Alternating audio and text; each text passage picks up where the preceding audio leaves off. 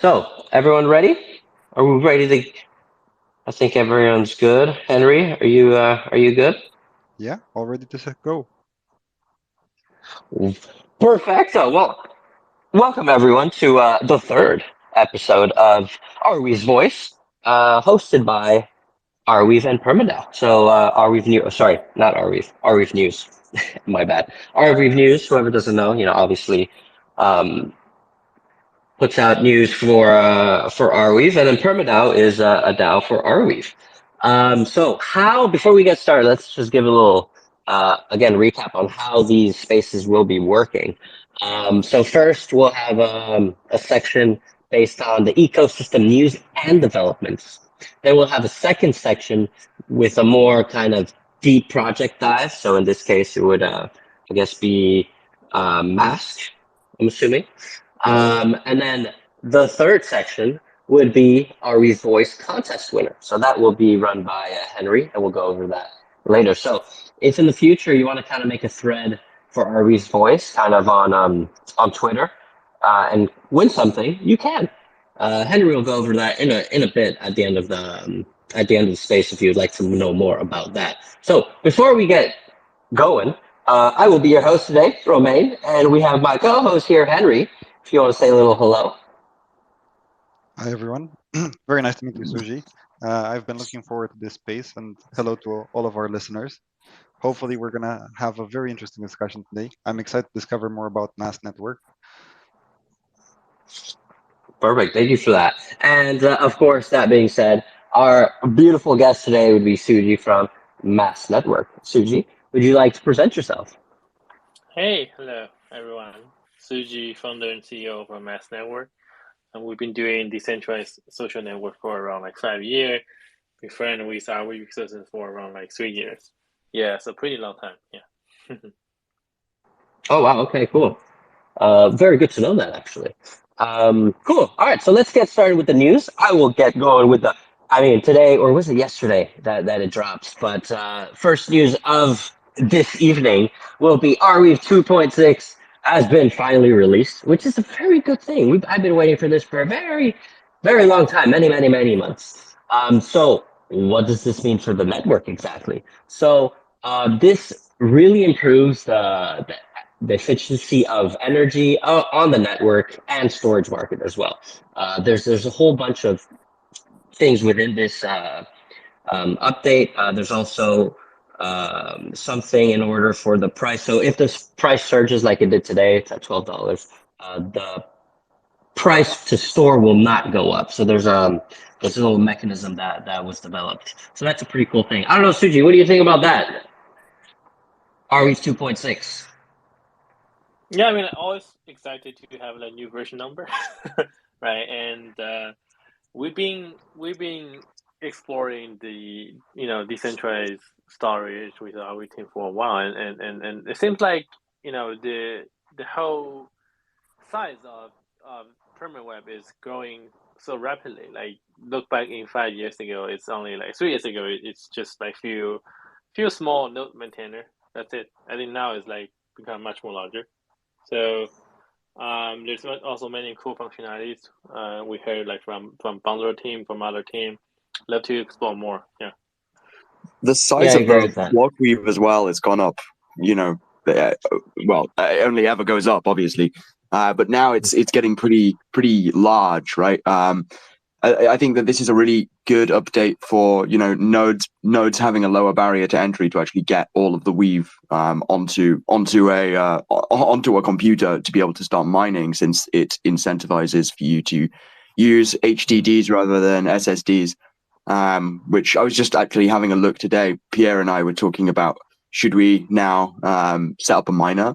And we were kind of looking at how much it actually might cost, right? And 4 terabyte hard drives versus SSDs are really quite cheap. Like I found bulk for something like £30 each, right? And you would need, you probably would need about £1,000 worth of storage versus the previous model where, I don't know, 2 terabytes SSD is something like £130. And so, you would need, it's about 5 times more expensive in the old model to set up a miner. And so this is good for, I think, for decentralization.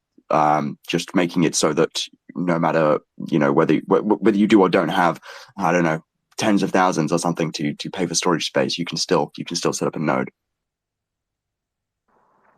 I was thinking of doing the same, by the way, and I probably will, actually. I didn't know it was that cheap for. Well, I guess I don't live where you live, right? Reunion is a little bit more expensive here, so but I definitely was looking into getting into mining on Arweave, and the incentivizing definitely helps out. So I'll definitely look into that. Henry, would you like to give us the second piece of news that we got for this week or last week, I guess, Absolutely. or this week and last week, both. This week and last week.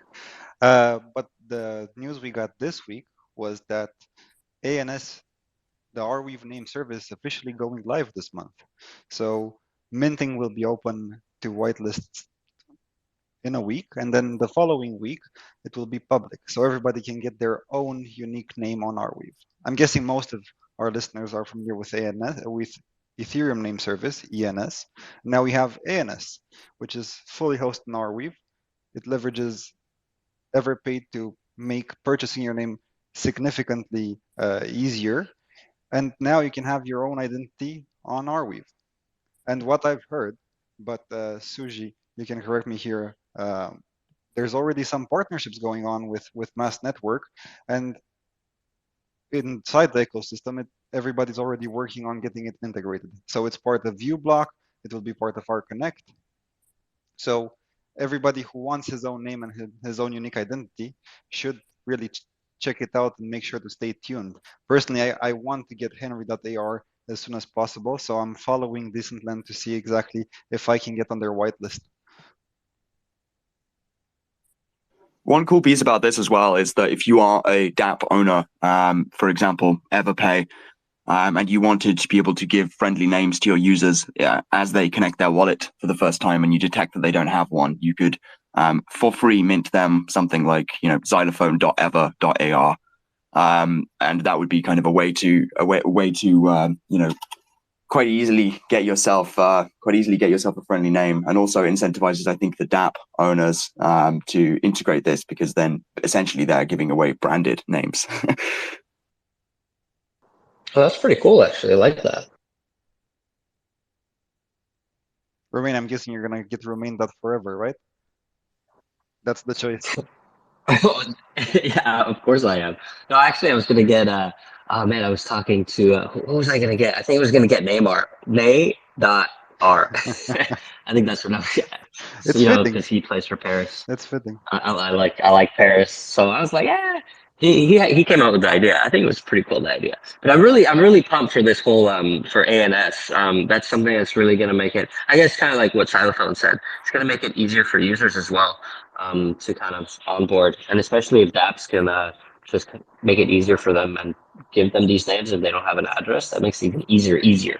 And I think that's ultimately what we want. Plus, it's just cool. I mean, who wouldn't want a name instead of, you know, this random address? So yeah, number 3. Let's go on. So molecule.sh. So this supports signing events with Nostr. Nostr, is that, how would we pronounce that? I just pronounce it Nostr. So with a Nostr key, overall Nostr topic, and what it means for decentralized social media. So so yeah, that's that piece of news. Anyone have something to say about that? Suji, have you looked into Nostr much? Yeah, we actually been looking into those, like, you know, Web5. I think they call themselves Web5, right? Web5 social network for pretty while. I mean, at first Jack Dorsey, he supported Blue Sky, right? And Blue Sky got some cool idea with it's called AT protocol, AXT. That's still experimenting. Lead by the previous was doing something with Twitter before the acquisition, right? And then Nostr was another small independent team. 12 Bitcoin backed by Jack and also other like OG. So it's not on the EVM ecosystem, but it's actually very similar things, and it's actually compatible. You have a private key, you have a private key. It's very interesting because it actually minimizes the architecture, right? You don't have a lot of things. You only have like relayers. You have the public key, private key PKI. Overall, very simplified design, pretty good, and it's actually pretty surprising that it went rival. I remember it won top 10 in most of the major app store, like the US one, and even the Asian ones. It was like top 20 popularity. Last week, I suspect the the popularity didn't last that long, but it's actually a good experiment. One of our early investor, backer, Max Webster, he's also an angel investor and contributor for many open source stuff. He's around, and he actually wrote a really, really brilliant blog. If you search Max Webster Nostr, you're going to see that blog. It's actually a lot of reasoning behind it. This is not just a coincidence of this thing get popular. I think overall, the decentralized social network is getting more and more popular. Yeah. I have a quick one, maybe for anyone who. Do you want to explain what Nostr is real quick? Like kind of in just overall what it can be, what can it do? Why is it good? I'm pretty sure not everyone knows about Nostr. Plus, I've been hearing about Nostr for about, I guess, 2-3 weeks now, maybe a little bit more. So it's pretty recent, at least for me in the Arweave ecosystem.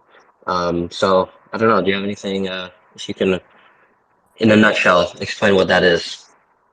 Suji, of course. If you or xylophone, one of the two. Yeah, my first time hearing Nostr is around last year, almost 4 months ago. The Git has been up for a while, and they actually explain a lot of reasoning why they create Nostr. I mean, the Bitcoin community and the creator, why they create Nostr. Basically, now we have a dilemma for decentralized social network. First, whether do we want to have cryptography key? Right, and if you say no, we probably don't want a cryptography key, then you go to the direction of Mastodon, right? That's called Federated. That you don't need to have cryptography key. You can have like a little bit like your email address, like suji@mastodon.social, mastodon.cloud. A little bit like your email address. You still have your account owned by the server maintainer. It's called federated social network. Then another trend is, okay, we do need cryptographic key, right? We do need some kind of like pub key, private key, no matter it's Bitcoin, Ethereum, all the other compatible stuff. Then it went to a more decentralized, at least from the ID perspective, more decentralized social network. Then from that point, you also have different, debating. One debating is, do we need to put everything on chain, or do we want to put as many as we can on chain or some chain-like structure? If you say yes, you probably go to Lens, right? It's also very popular these days. Stanley and Ivy team, pretty good, interesting design. But they choose to be, okay, let's put whatever we can, mostly on the chain, especially the following connection as an NFT. Another bunch of people believe that actually it's not necessary to put everything on chain. We probably can do some like relayer structure, a little bit like P2P, but it's different. You run the relayer, it's kind of a server, but you get incentivized, depends on your design, right? For the Nostr case, you get incentivized for verifying people's name through the Lightning Network. So you maybe get some Bitcoin. People run the relayer, and you're able to switch relayer. It's pretty much how it's pretty much like a federated version, but with a cryptographic key and also a Lightning Network embedded. And that's the latest stage of Nostr, from my understanding. They actually solved some interesting problem, but I mean, no one knows whether that's the end game, right? Maybe the end game is we actually put everything on chain, or maybe the end game is actually put everything on Arweave. I don't know, but I think the reasonable solution from the current status of the blockchain is definitely not to put everything on chain. Is to create different layers. You have the IDs that are compatible with Bitcoin, Ethereum, or the major cryptography key pairs, and you have some kind of like proxy, like some relay, some instance, some nodes. That's pretty much someone running a little bit server for you, but you can also run it at your home, right?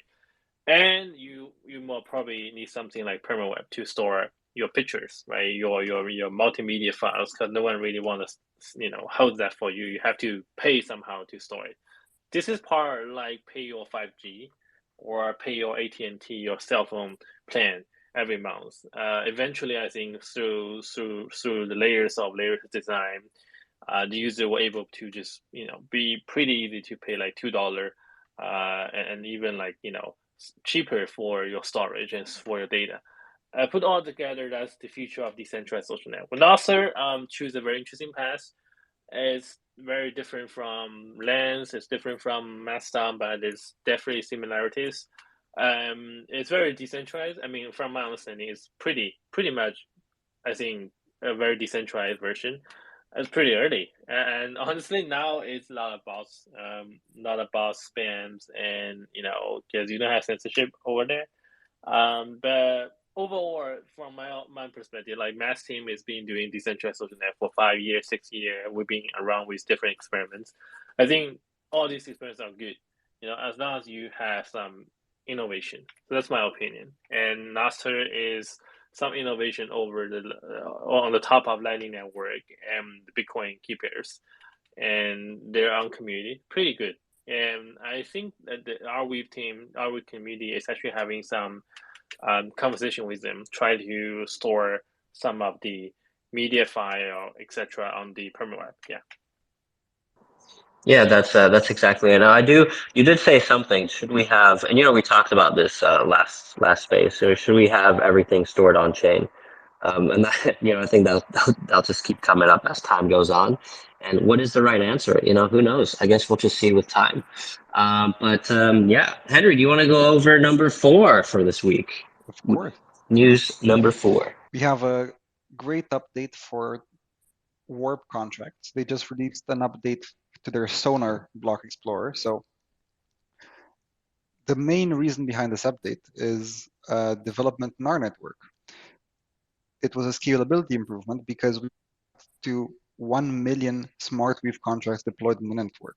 So they had to update their Sonar Explorer so that we could actually still track and still benefit from seeing what these smart contracts are doing and how people are interacting with them. So the amazing thing is, congratulations to Arweave Network for deploying so many SmartWeave contracts.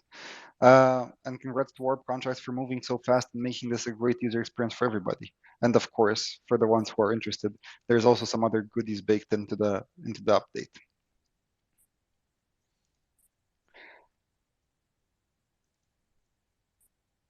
Now, the next news on our list is the fact that I'm not sure how many listeners of ours know, and I'm not sure if you're familiar with it, Suji, but there's been an interesting dApp launched on Arweave, which is called Alex, and it's trying to replicate the Great Library of Alexandria. It's basically a decentralized archival platform where everybody can create archival pools on a particular subject. And now they've come in and made some more improvements to be able to document news, Reddit posts, Twitter posts, and so on directly onto their platform and have these stored forever. So we can see what happened at that particular time in our society, in our history, and so on. It's very exciting to see the permaweb used in these types of scenarios where we really want to store everything forever. And I've been wanting for such a while to have a incentivized Wikipedia archiving tool, essentially where you can say run a script or whatever it is that they're doing at the moment, right, to archive entire subreddits and Twitter hashtag trends, things like this, to be able to say, okay, this is how Wikipedia changed over time, or we've got the entirety of Wikipedia on the blockchain, complete with all kind of tracked edits and everything there too. I hope that's next, basically. I hope that's the next Alex integration. That seems exciting. We should definitely talk to the Alex team and propose this. I'm not sure what their roadmap is, but we should definitely propose this as a feature. I personally would find it extremely useful. Now, one interesting thing you need to check out, and I found it quite interesting, was they ran a poolathon. So basically, they asked the community to create what they consider to be the most interesting archival pools, and they decided on the winner this week. And it's a archival pool which explores if we are alone on planet Earth. To be honest, I think everybody should check it out, but keep in mind, usually when you go down the rabbit hole, it takes a while to get out. I personally looked at the announcement yesterday when we were compiling the news section, and over 150,000 pieces of Reddit posts, Twitter posts, and so on, exploring all the signs that there's more life on Earth than humans. So congrats to the winner of the poolathon, and be sure to check it out and go down the rabbit hole. Now, Romain, do you want to close out the news section? Of course. No, I do agree. 150,000. When I saw that number, I was like, "What? Really? That many?" I think that was pretty massive amount just for that. Plus, I mean, it's Alex is pretty new, isn't it? Or how long has Alex been out? To be honest, Anyone know that? I think it was just at the end of last year that Alex came out. I don't think it has more than a few months. Yeah, that's pretty cool. I love all that. All right, so just to close it out, obviously, like I was telling Suji, you know, it came out not last week, but last episode. You know, the question on what do we actually want permanently on chain. So Suji, before we close this out, I want to just go over this again. You know, what do you think personally? Do you think you want everything on chain, or maybe some things on chain? What don't you want on chain actually? Yeah, I mean, just like the discussion over social network, like what do we want on chain? Like, do you really want 200 years later your kids, like or whatever, able to see your ship posts on Twitter? Does that really, worth the precious server space that we create, and it's not really increasing infinitely, and we're going to reach a point. Is that really worth some kind of megabyte to store it? I tend to think it's not. I mean, like I think we create a lot of trash online, but it worth some kind of recall, like this thing ever existed, right? I mean, that's why we have this. In the blockchain, you have in a typical blockchain system, you have something called Merkle tree that you're able to prove that this thing, in the previous block, this thing existed, right? It's the same thing. I view like for Arweave or other like IPFS, other thing like that. It's like you don't really need to put entire thing on chain or on a permaweb. You probably need to have some like hash or change log, right? I mean, like sometimes someone changed it, and then we can dig back that we find a copy in some like cold storage, figure out, oh, this is actually a bad change. It's let's say the Wikipedia. This is not really a informative change. This is something wrong, and we want to revert back. You need to have a record. I think the record is much more important than the content in longer history. Like if you look back into the historical book, this is fact. It's very important, but it's more important about who's changing the log and who's changing the content. That's much more important, sometimes even than the content itself. That's my opinion. In the example of social network or something like people collect a community that create a mass community that create collaboratively. I also tend to believe we don't really need to store everything. We just to store like this. There was an account that said something like that before, and we have a hash to prove this thing existed. It's not that we invented, right? That's the much more important thing. So yeah, I pretty support Alex. I believe they try to archive the protester, all this kind of movement. Definitely not the original content, but the hash and these things that prove this thing ever existed. So when the future historical study need some proof, they say, oh, the hash key prove that this thing ever existed. This file this picture was taken in that time, that year, because someone put that on blockchain, and we have like a hash to prove that, or a permaweb, entry point to prove that. That's my opinion. Yeah, don't put everything on chain. Like our kids don't need to see that. Yeah. I agree with that. Our kids don't need to see that. I think that's a perfect way of ending that one. All right, cool. So let's go on to section 2, which is a little bit deep dive on what you do, Suji, what your project does exactly. So Suji's project is obviously Mask Network. So first, just for anyone who's not really familiar with Mask, do you mind going over a little bit about Mask, what Mask is? Everything about Mask, what are the main features, the functionalities, et cetera, et cetera. Even maybe things in the future that you guys are planning to do. Yeah, so a little bit more, story about Mask Network team. So I have, I have both background of engineer and journalist. So I was an independent journalist for different kind of the media for a while, and I got engineer background. I went to college for computer stuff, right, computer engineering stuff. So I started programming stuff since my middle school. And I jumped in the rabbit hole of Bitcoin, Ethereum around 2015. That was really amazing, and that was also time that people was criticizing about Facebook and especially the Cambridge Analytica. So I was like, what if we can do a decentralized social network? And there's many attempts over that time, right? There's Mastodon, there's different attempts, but since I really jumped into the rabbit hole of the crypto community, I'm like, oh, maybe we can use that thing as well. So we gathered a team in 2017. And our idea is a little bit not like the others. Right now we have the Lens, we have Podcaster, and my idea is a little bit different. Like I don't want to create another Twitter. I think, oh yeah, don't create another Twitter, don't create another Facebook. Let's try to replicate that. Especially let's try to mirroring the social graph in a decentralized manner. So everyone can mirror their own decentralized social graph and in a very interesting way that does not use any API, is over top of the Twitter and Facebook. That was also the time that MetaMask was pretty popular in the geek community. People were like, oh, it's really cool extension. So we started to create extension first. It's run over top of Twitter, Facebook, Instagram, all these kind of like social media. And since 2018, 2019, we open source everything.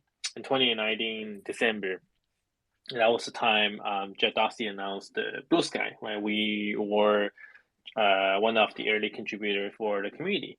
That was also a good time for the Twitter, reformation. People think we might able to save that. But for us, we always focus on how to create this bridge that eventually gonna mirror in the whole social graph. And then we can able to store that social graph in PermaWeb, in Lens, in whatever platform you want, so you can move around. That's pretty long term goal, and we've been working that for 4 or 5 years now. And 2021, we launched our own token that's called Mask, and it's being listed on major exchange. Then now the DAO is actually have more saying than the team. We are discussing like how should we fund more public good grant in the social decentralized social network space, etc. etc. That's pretty much the story of Mask Network. Yeah. Basically, we believe it's actually much more underestimated thesis that bridge the Web 2 and Web 3. Try to bridge the Web 2 social graph to Web 3. Yeah. All right, cool. All right, cool. So next, I have a little question for you here. I saw one of your tweets saying that 60 to 75% of decentralized social media comes from Asia. Why do you think that is? And have you explored that further? Yeah, I mean that's actually true. That's actually pretty much the fact. Before the Great Firewall, I mean the Great Firewall have not taken down Nostr yet, but the App Store, the Chinese App Store from Apple, already pre-censored that because like big company. And before that, I believe like around 65 to 75% of traffic is from mainland China, even though from the IP location, you're probably not able to see that because they use VPN. Yeah. If you check in the Mastodon, or federated social network, that's not in crypto, that's like, Web 2.5 federated social network, a lot of like traffic is from Japan, because the Japanese artists, especially anime artists, they always involve into some kind of pornography, right? I mean, by default, that's your like OnlyFans style anime artist. They got banned by Twitter a lot, for some reason. A lot of people are moving to Mastodon, and also a lot of Chinese users as well. So I mean, Mastodon, that's also more than half. I think 65% is actually from Asia. Lens, it's just start to go. Our data point is not good enough. But let's say Mira, that's the blog platform, Mira.xyz, that also use Arweave.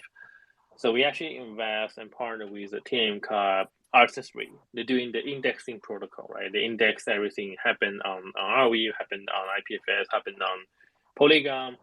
And then again, as I mentioned, the VPN and IP does not make any sense because the traditional way of calculating where's the user from is based on your IP and geological location, right? That means you probably argue that Binance have no US user because people are not using the US IP, but that's actually not working.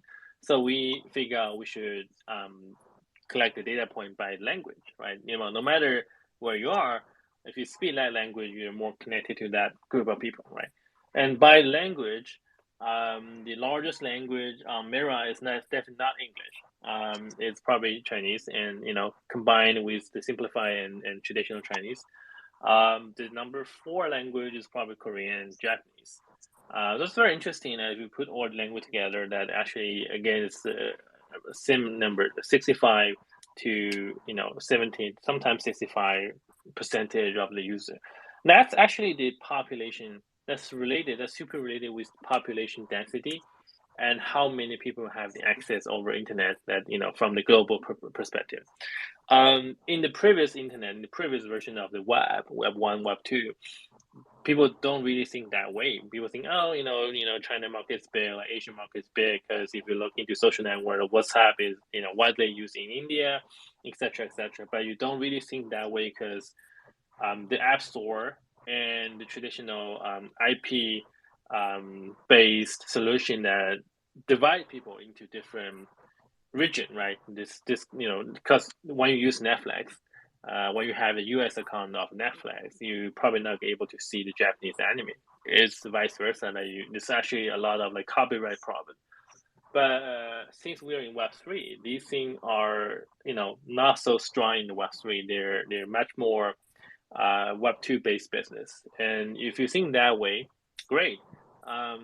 You actually reach the true number of the geological population density that actually need social network, actually need some censorship resistant tool. That's the shape of today, right? I mean, like 65, that's Asian. That's really the real the real user count for the Web3. And another very interesting opinion we have is I believe the more censorship you encounter in one country will result in the more adoption in the decentralized social network or permaweb or any kind of decentralized censorship-resistant technology in that country. This is that's what I was gonna say that exactly. Yeah, I mean, China, you don't really, it's not really free in a way, free speech and whatnot. Yeah, and we don't have proof yet because it's still a quite small industry. But look at the stable coin. It's definitely not the US people using the stable coin the most, right? It's actually people don't really have access to US dollar, even though we think, it's centralized. But I mean, like, maybe compared to their local currency, this is a little bit better, right? And that's actually where the most traffic from. That's why Tether still exists, right? People think, why Tether still exists? It's not regulated. But anyway, people use it because even Tether is better than their local currency. So yeah, from our understanding, in next 2 to 5 years, the place with more censorship, with more regulatory, pressure will have more decentralized social network users or decentralized storage users. Yeah. Okay, interesting. Yeah. So, I mean, do you think that people outside of these Asian countries that are, I guess, less censored, do you think maybe they'll start adopting the more decentralized social media platforms or not? I mean, it is a bit, I guess, I'm not going to say more complicated, but maybe more complicated to use it. Do you think what incentives can you give people outside of like China, for example, or in the US or in France or whatever to actually start using these platforms? I mean, like overall, I hope there will be no censorship over the existing Web2 or semi-centralized or really platform controlled service like Twitter.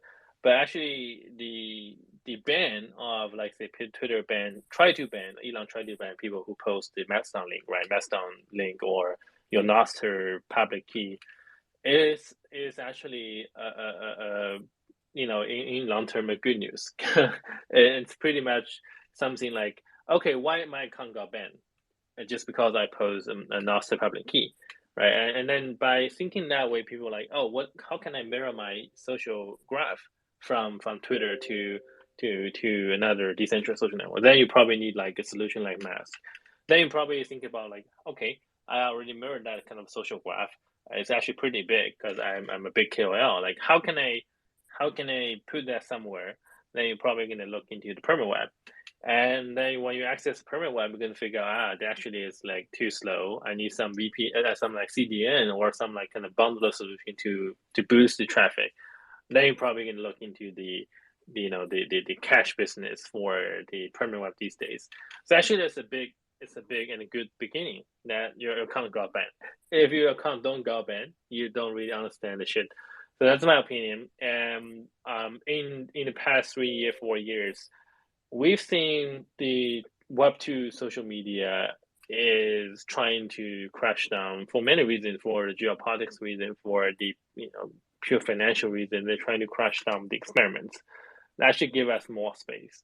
If they don't really care, say, hey, if your decentralized social network support a crypto payment, and we're going to copy paste, and we can also support that.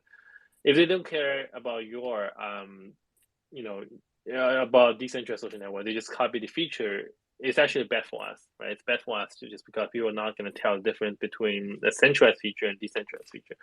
But the fact that actually they care and they started banning account is quite interesting. That it trigger people to think about like, okay, I'm gonna move out this the scenes. How can I move out?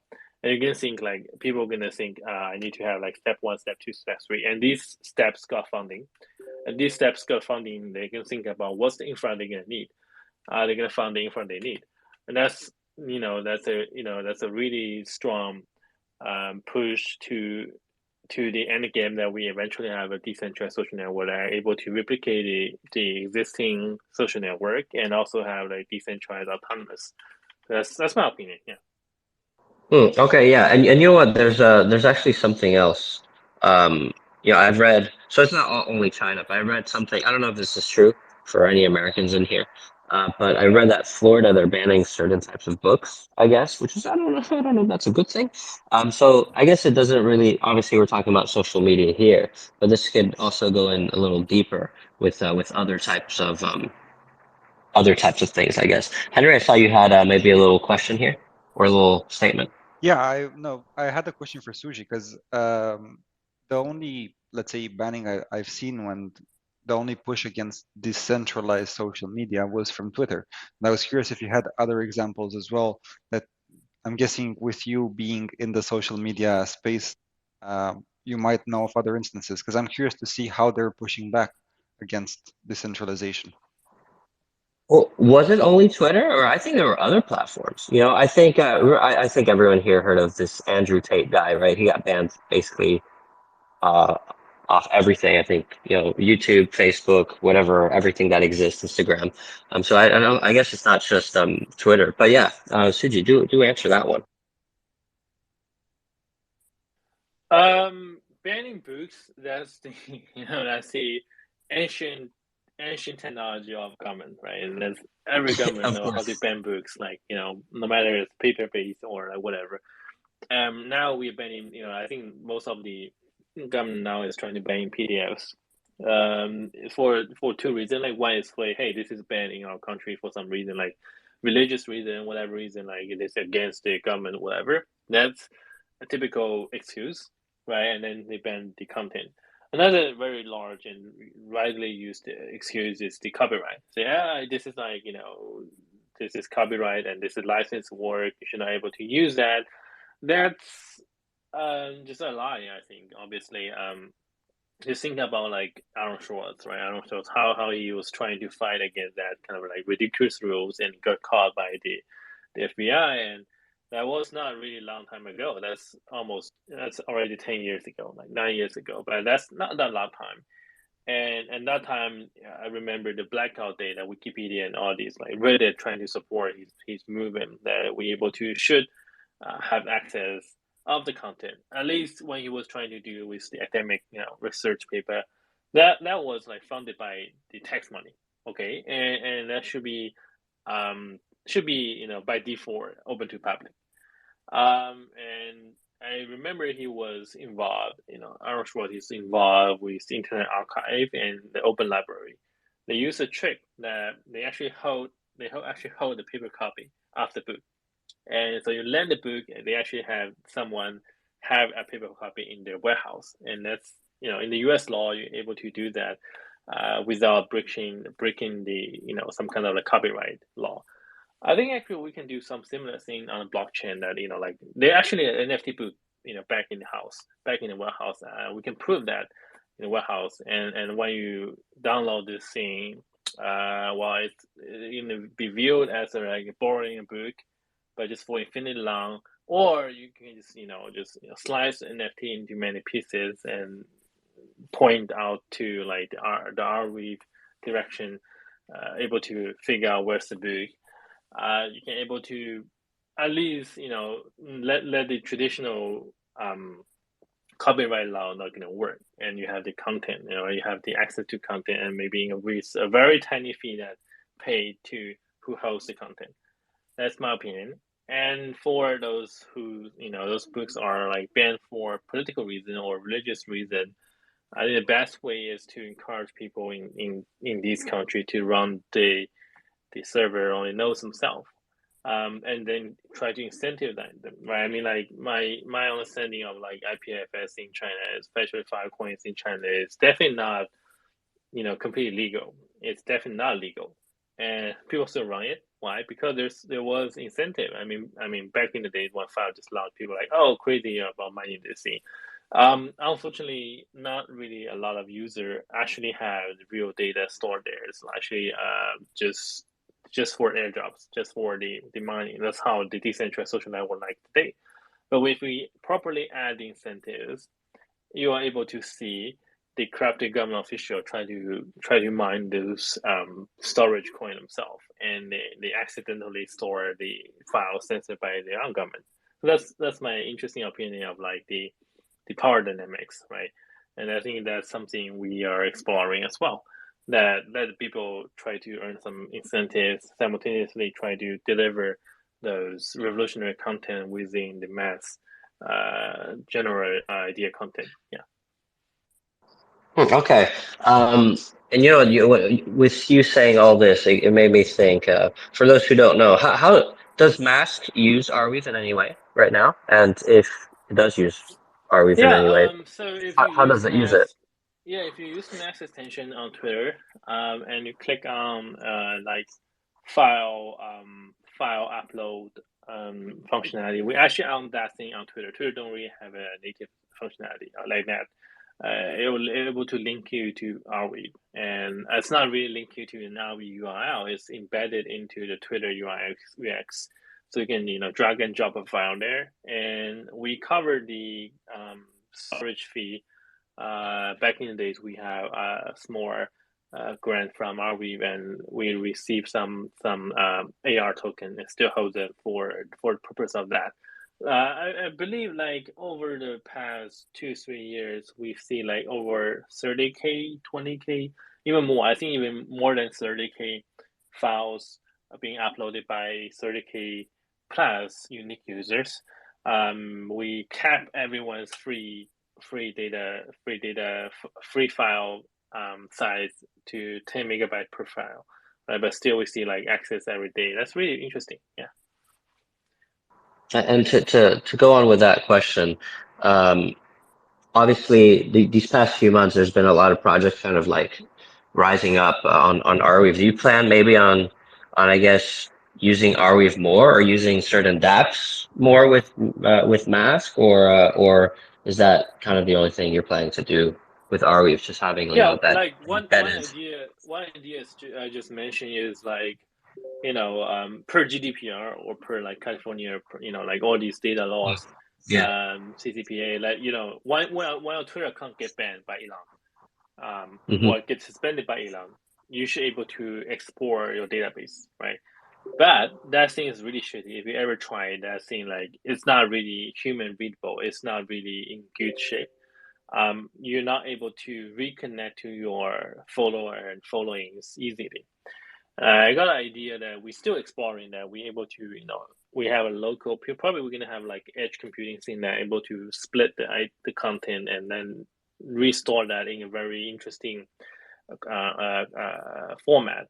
And then you have, by that time, if the user have some cryptographic key, like your Ethereum ID, whatever, Ethereum key pair, you're able to sign and prove that you actually own this data. And you can upload that thing on Arweave and make your Arweave a universal personal database and universal personal social data backset. And it will help to recreate the social graph, even though you lost your access to Twitter. So that's a really interesting experiment we're trying to do. And for now, the problem is like, okay, if we create that, what's the new UI UX we're probably gonna need? And that's something we're trying to learn from the Mastodon. We've been running the top 3 of the top 5 Mastodon instance for a little bit over a year now. I'll try to say, maybe we can explore the whole database to Mastodon or other, Web 2.5 social network. That's still in the experimental stage, but it's very interesting. Yeah. You said you own 3 of the 5 top instances?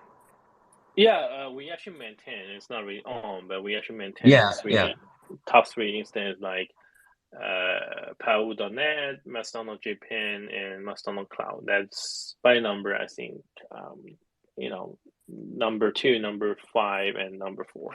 Really interesting. Yeah. Oh, sweet. Okay, so another question here, more on, I guess, Mask itself and the ecosystem.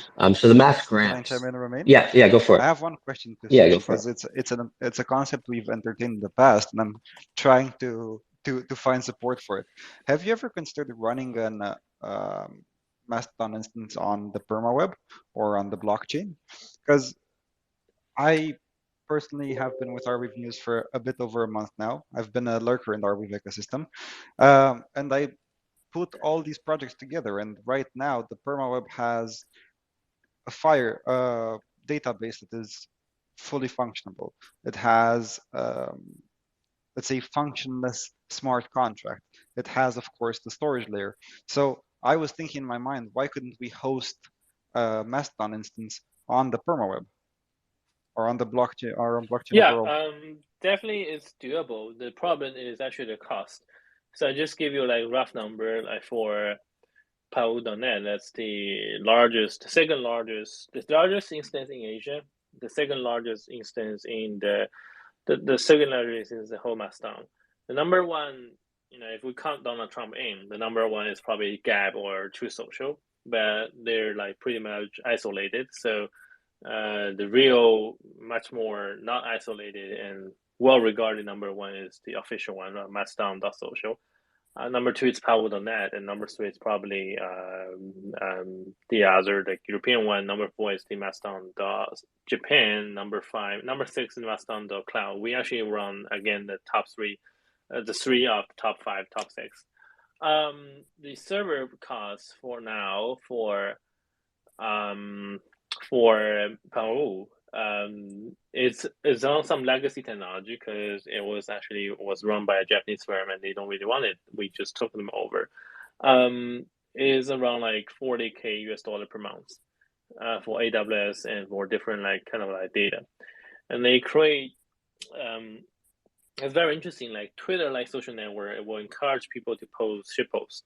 People are gonna say hi and post shit posts. So, if my memory is correct, like right now on Peru, just one instance, they have 68 to 69 million posts.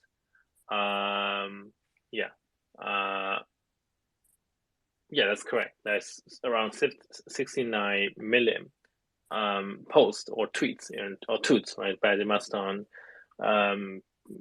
terminology, and every tweet's like 480 char, right, 480 characters, right, and if you count those multimedia files, I expect that if you really want to use permaweb in this scale, it's going to cost like around 300K per month. That's, I believe, if we transfer the second largest Mastodon instance to permaweb, that's going to be a cost. And the problem with that is also a very interesting aspect on social network is the censorship or the necessary censorship. Now, we don't really want to have any censorship for a reason that we want to just provide a censorship environment. But let's say you don't really want to have the Nazis in your site, right? You don't really want to have like the real world point content in your site. That really going to require eventually going to have some AI algorithm. We don't use that right now, but eventually probably in a larger scale you're going to need them. And if you need them, how can you able to run that? I mean, you probably still need like an AWS Lambda. So you're going to create more problem how to access your Arweave content through the AWS. Or if you put everything in AWS, it can just be fine, much more easier. So that's something we encountered. So that's why we haven't really experimented anything like you mentioned. But I know there was like smaller instance such as CryptoDAO.lulu. CryptoDAO is a pretty small, like 2,000 user instance. Vitalik just signed up. I think they're probably able to try store a database on permaweb just as a backup, but they need to raise money or raise donation. Otherwise, I think the cost will be extremely large. And that's, again, if you have like neo-Nazi people post on your site, how can you delete that? You can't delete that in permaweb, but you need to be able to ask the node to help you to tag them, right? And if you're in a scale of Peru, that's like 70 million posts, right? How can you really tag them that these guys are neo-Nazi, these guys not? But how can you able to tag them? You need to run AI, you need to run a bunch of large team. And the infra of Arweave is just not ready. So that's my opinion. And we've been watching this scene for a while, and we're actually looking for a solution that we're able to move these things away from the traditional CDN or traditional service provider. Yeah. Okay, that makes sense. Just want to mention, a couple of weeks ago, EXM, Decentland, through EXM contracts, managed to actually integrate AI on the permaweb and have it bundled as a smart contract. So we're one way of the solution there. I'm guessing we just need to work on the scalability issues or get rich quickly so we can support 300K a month. That's the only alternative. Yeah, I guess that's a good one.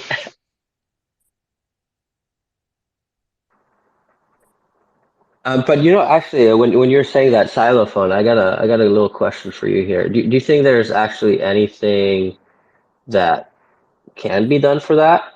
I don't know. From what Suji was saying, I mean, this has nothing to do with it, I guess. But I know Bundler, recently came out with, they have like a TPS of 50K, for example. That can definitely help.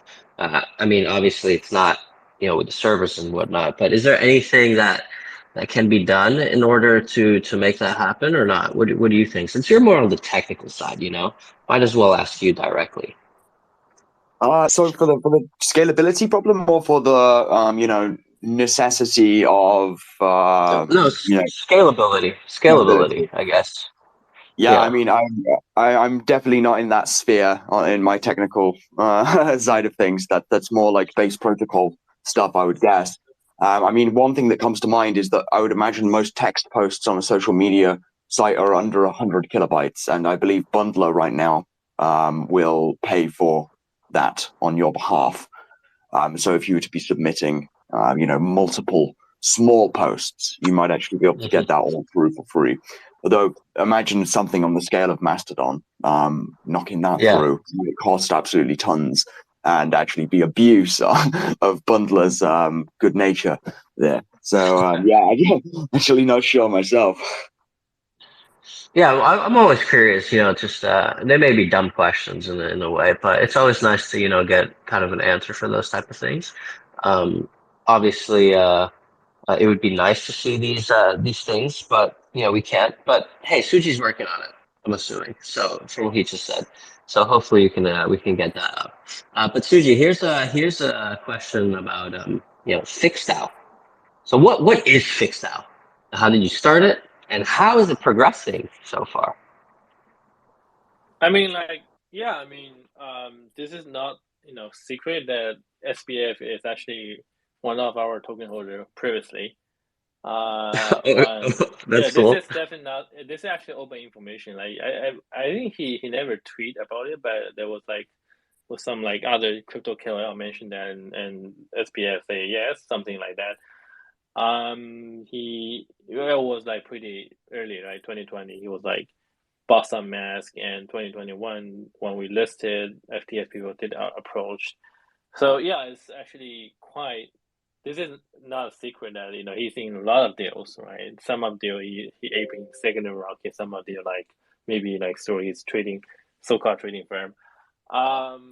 We don't really have money in FTX. From our perspective, our treasury is mostly on chain, and there's some a small US bank account we use. But we do suffer. I mean, our community do suffer a lot. Like back in the days, when SPFE was shit posting a lot on Twitter. A lot of users are his fan. They have FTX exposure. And they reach out because I actually openly say that this is not secret that he was a token holder of Mask, right? And we were here to help. And my wife, she's a legal expert. Like back in the days, that she introduced me to the Bitcoin Core people. From my perspective, I was born in Shanghai. We have a lot of friends in Asia. They actually have no access to Coinbase. They have to choose FTX or Binance. Right? That's pretty much the dilemma they face. And they also have quite limited legal remedy that come to this bankruptcy case. The scale of bankruptcy case is actually, if you a retail investor, you use your granddaddy's KYC to put 100K. You don't really have any lawyer able to stand up and help you take your case in Asia. That's my understanding, and that's why we reach out to our existing network of lawyers, and they are quite interested to try in a very different way, form a DAO. So that's why we formed the FixDAO. I think right now we have pretty good amount of depth that's in the DAO.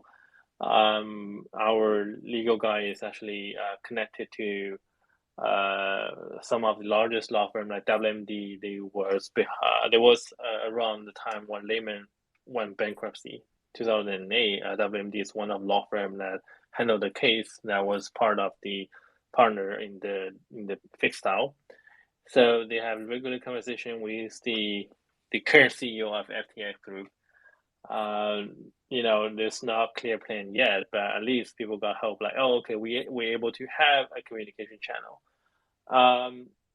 I think the outcome will not be, not as bad as many, think, but it's also a quite long-term war that you need able to get better money from other thing. He invested all the money and tried to liquidate those tokens that does not have liquidity. It's going to be a long-term process, and we've been trying to gathering our side, lawyers and people that want to contribute to a nonprofit and in a DAO perspective. So yeah, that's the fixed DAO story. And I think 10 minutes ago, you guys mentioned the grant program from Mask Network, right? So that's also something we learned from the same foundation and other open source, successful free and open source foundation that when we have some extra liquidity with our own token, our community, we say like, hey, what if we can give back to the community? Not really just by airdrop. I think airdrop is cool, but it's kind of boring. We want to do more things like that. What about like doing grants and doing public good impact investment? So we announced the Mask Network grant program. I think half of them are related with our business, like decentralized social network, or how they have to use our technology. We have a lot of open source repo on GitHub. They're required to dig in and apply for a grant. But half of these are not really related with our technology. They only need to be related with the general ideology that to help people have the decentralized social web, no matter it's decentralized, DAO or decentralized social network or decentralized content business. So the fixed DAO actually was applying, the law team that run the fixed DAO voluntarily is applying the Mask Network grant, and we are actually in the review process. I think they're probably going to get it. And in the last year, we already gave out like 20 grants. 10K per grantee is not a big deal, but it's also quite necessary for a lot of like early stage team. We also have like other like nonprofit grant. I think that's something we try to do for a while, and probably going to continue that too. That if the Mask team have extra liquidity or we have more than we need, I think that's the best way to help the community. Yeah. Yeah, and speaking of those grants and whatnot, what projects or what are the projects that I guess you really like right now within those grants and the ecosystem? Oh yeah, one example we have, just for example, right? And one example is from our previous part-time employee, part-time kid. He was having like his master degree, and he was helping Mask Network, so we gave him like part-time salary, and then he really jumped into the rabbit hole of Ethereum. I think he know more than us on some EIP, on some like ERC standard. And he won the hackathon of DevCon last year. And we're like, oh yeah, we should give you a grant. Right, that's for the Sol wallet. They are doing the account abstraction and Sol bond token, etc., etc. It's quite early.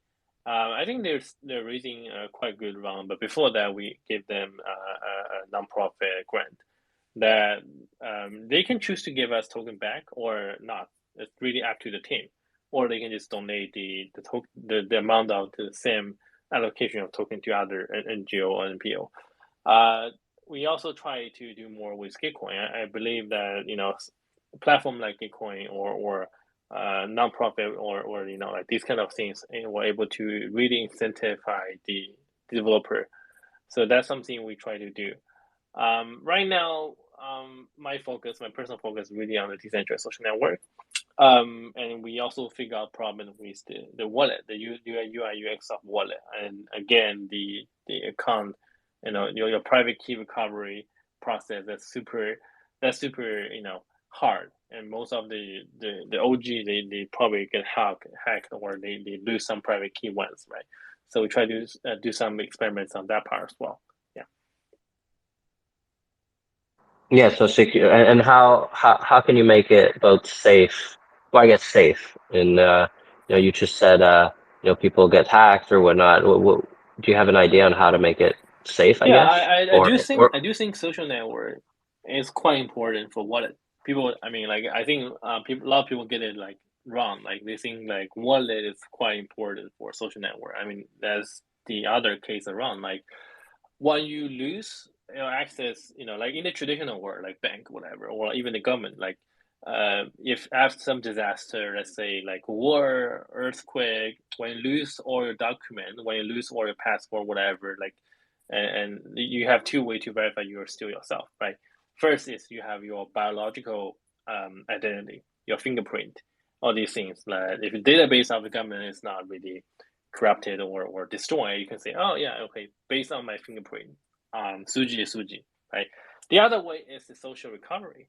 Your family is still there, your friends is still there, the government official who live next door to you, the local government people, the local volunteers, the school people, they're there, right? So usually in some cases, these people, they write letters to say, oh, this guy lost everything. They're gonna able to prove that you're yourself. In the modern society that we have today, we live today, we see more and more previous version of the biological fingerprint because it's actually more advanced and it's more, aiming to a post-modern structure. But let's talk about cyberspace, like social network. These actually, a little bit like pre-modern, medieval feudal society that you have your neighborhoods on Twitter, right? And they can prove that you yourself. That's the beauty of the social recovery. I think the best wallet need to build simultaneously with the social network that people are able to prove that, oh, this guy just aping some kind of NFT. And that's quite like his style, so his account is okay. I think that's the best way to prove. It's not really based on some AI or whatever. I mean, like that's a different perspective. You're probably gonna have a good right now we have like good funding for those on-chain analysis, etc., but we don't have enough good funding for social recovery wallet. We just started, so that's why we super care this thing. I think that's the key of decentralized social network, and also decentralized social network is the key of the social recovery wallet. Otherwise, how can you find your cyberspace neighborhood, right? Yeah, to prove that Suji is Suji. Yeah. Yeah, you know what? You got me thinking about a lot of things. This is definitely going to make me do a lot more research on this whole social media or decentralized social media, I guess, because I'm not like a big social media guy. So that never really was in my mind. But now that you kind of talk about it, like all everything that you said, kind of interested me. And obviously, I'm not gonna have you here for 4 hours asking you all the questions that I have. But here's one more on Mask Network. So obviously, just to finish up a little bit with Mask, what are the future plans for Mask actually? And how would you like the project to evolve in 2023? Um, do you think 2023 would be an amazing year for you guys? Yeah, in generally, our plan is to to explore and to experiment what's going to be the best way to bridge people from Web2 to Web3. That's always been on plan, right? And um, there was some hope on Twitter, like under Jack, that when he was doing Blue Sky, like people think, oh, they got NFT, they got Blue Sky, they got all this thing. Maybe we can see a decentralized Twitter coin under Elon.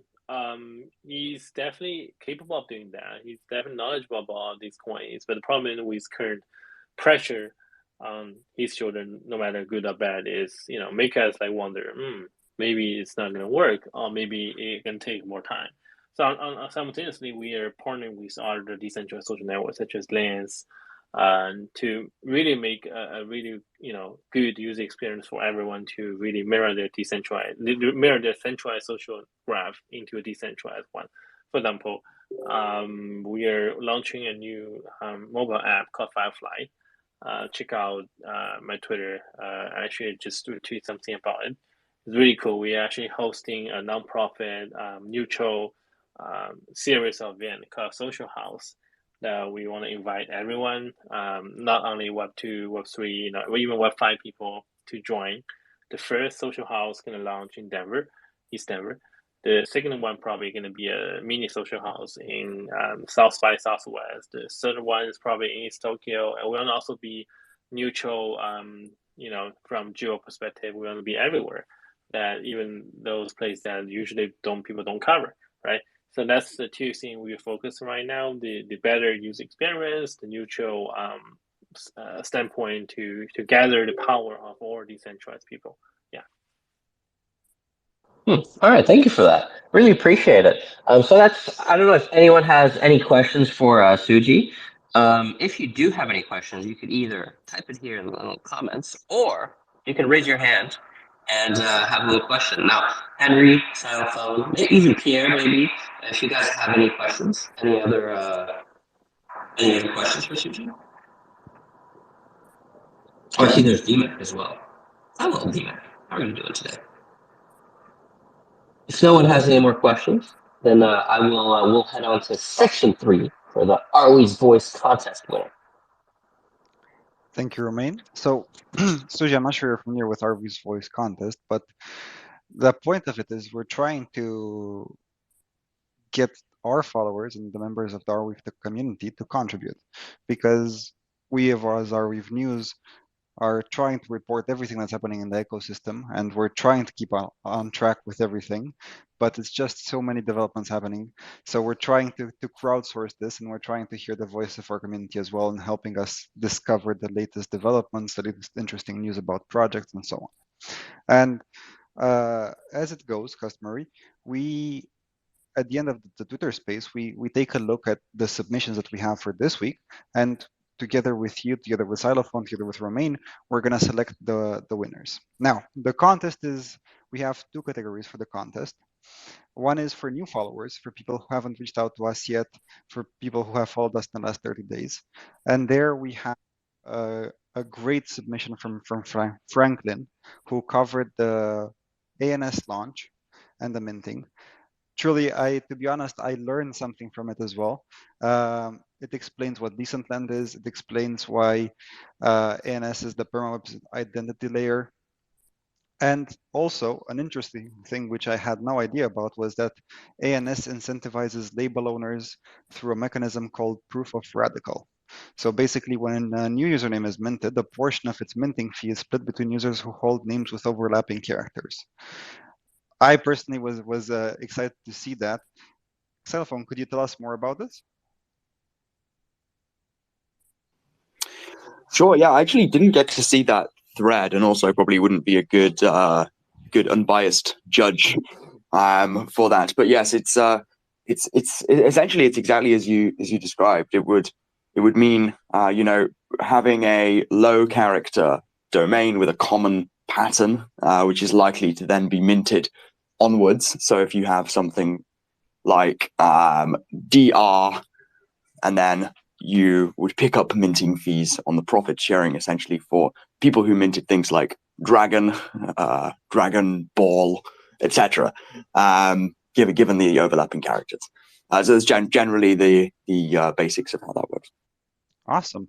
So for people who want to learn more about Decent Land, we just commented in the space the thread that Franklin created, really informative.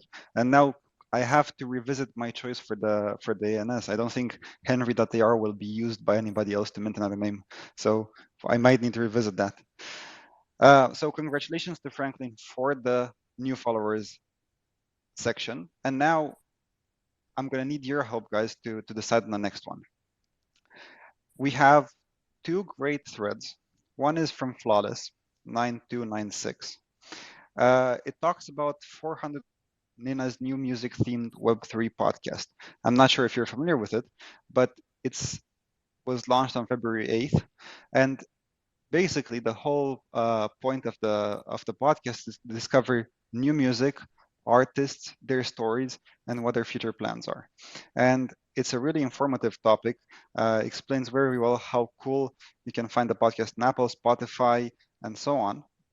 And it's basically covering exactly how music and artists in Web3 are evolving.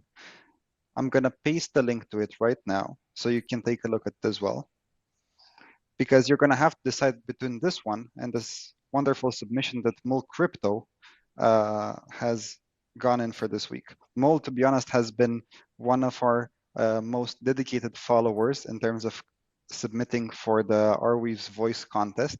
He was always very active, and he was the winner for some of our previous competitions. And for this week, he actually went in and did a more comprehensive thread on a lot of projects in the Arweave ecosystem. So he covered R drive, how it can be a Dropbox or backup replacement.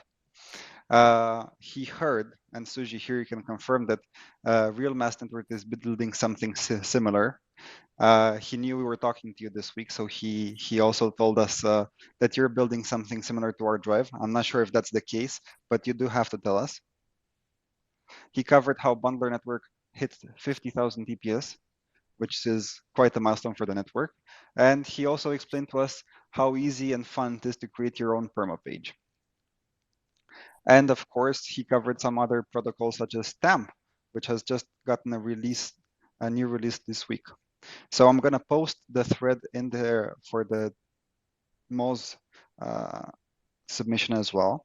And perhaps you guys can take a few seconds to look at them and see which one you would like to vote for this week's winner. Let me know if you can see them all.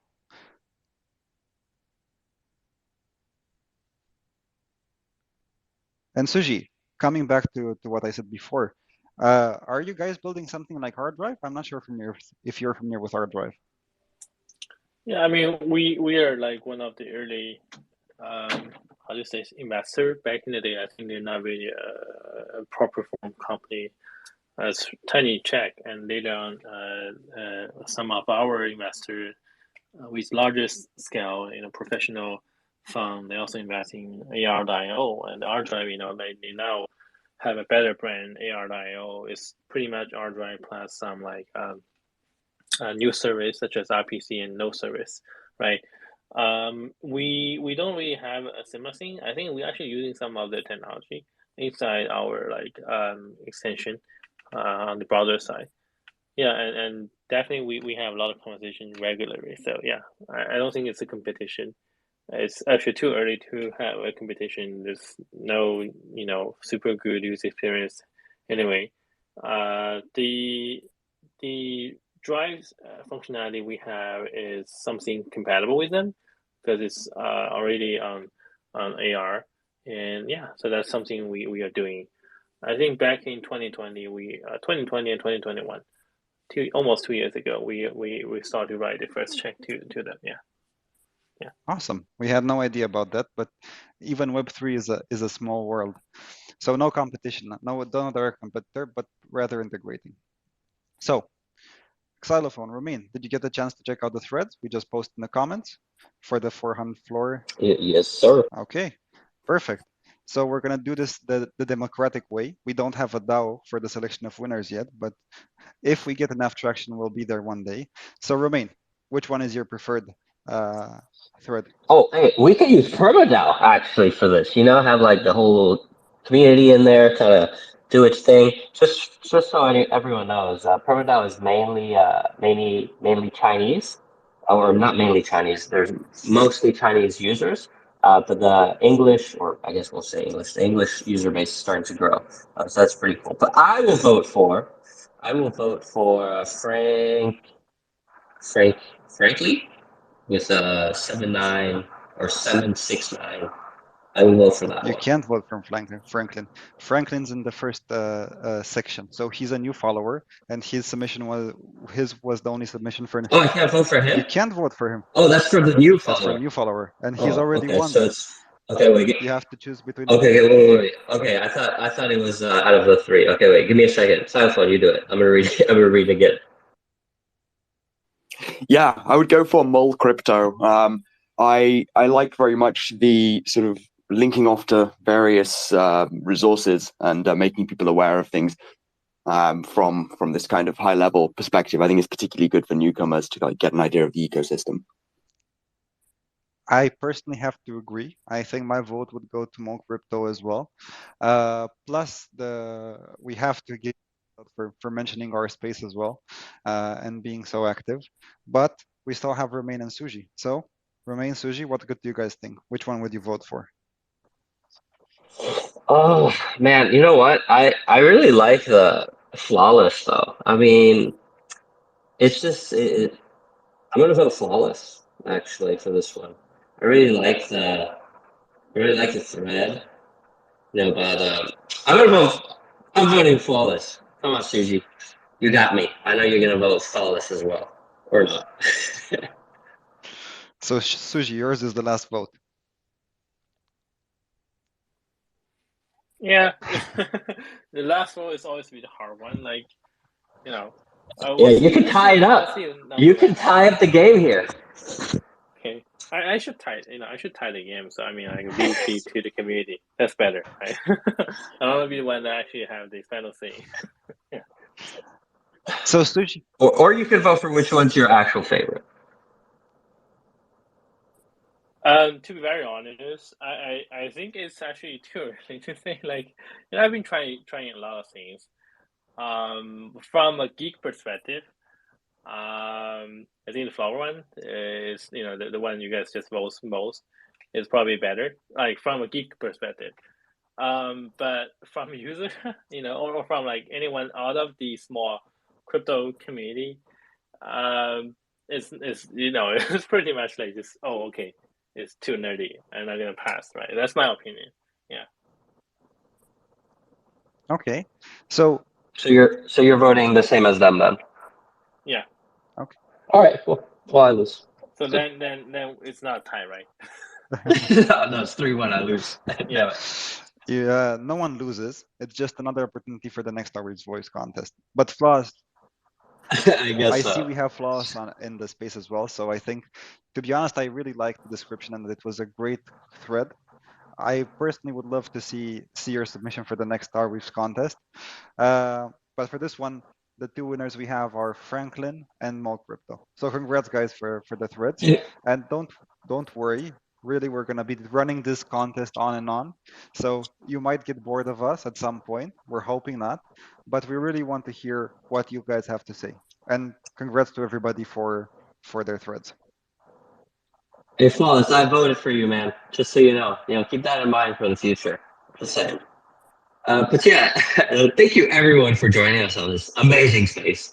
Suji, thank you so much for taking the time out and explaining everything about Mask and kind of going in deeper with this whole decentralized social media thing, and also a little bit about Arweave, which is always nice, to hear like different perspectives or people that are not really in Arweave. We're not going to say you're not really in Arweave since you do use Arweave, but we'll say technically you're not in Arweave. So yeah, thank you very much, everyone.